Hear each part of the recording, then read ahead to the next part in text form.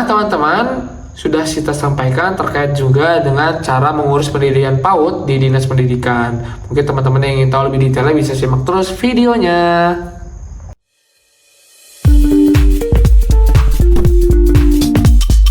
Video ini dipersembahkan oleh Radar Edukasi, berbagi wawasan menambah pengetahuan.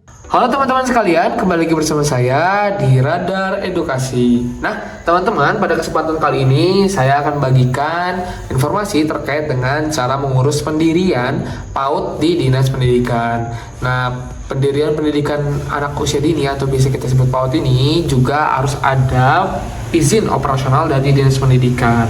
Nah, harus ada ya sebagai lembaga hukum ataupun payung dari pendidikan anak usia dini ataupun PAUD yang akan kita dirikan.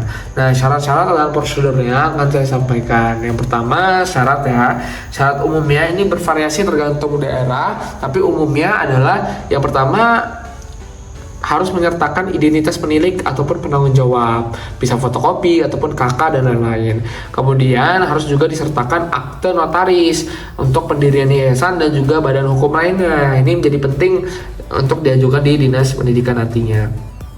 Kemudian harus juga kita sertakan NPWP lembaga, yang kemudian adalah surat keterangan domisili lembaga.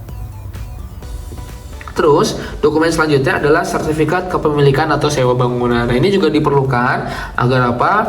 Agar dari Dinas Pendidikan itu tahu di mana tempat PAUD kita.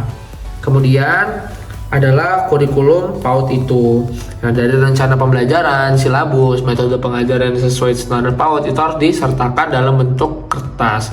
Kemudian adalah daftar pendidik dan juga tenaga kependidikan, mulai dari kualifikasi pendidikan dan juga riwayat hidup serta fotokopi ijazah dan KTP dari semua pengajar. Terus juga harus ada lampiran sarana dan prasarana, mulai dari ruang kelas, area bermain, dan juga sanitasinya seperti apa. Kemudian harus ada struktur organisasi PAUD, struktural itu disertakan, dilampirkan.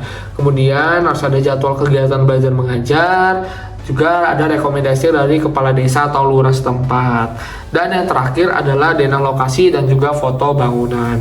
Nah, untuk prosedurnya kita harus mengurus legalitas yayasan atau badan hukum dulu di notaris, yang kita sebagai menaungi PAUD kita di notaris nantinya. Yang kedua, setelah kita selesai di notaris, kita ajukan ke Dinas Pendidikan. Kita datang ke Dinas Pendidikan bagian bidang PAUD dan pendidikan non formal. Yang ketiga, kita mengambil formulir permohonan untuk mengisi formulir permohonan pendirian PAUD.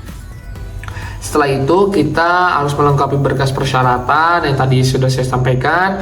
Yang kemudian yang kelima adalah petugas akan memverifikasi kelengkapan dan juga keabsahan dokumen.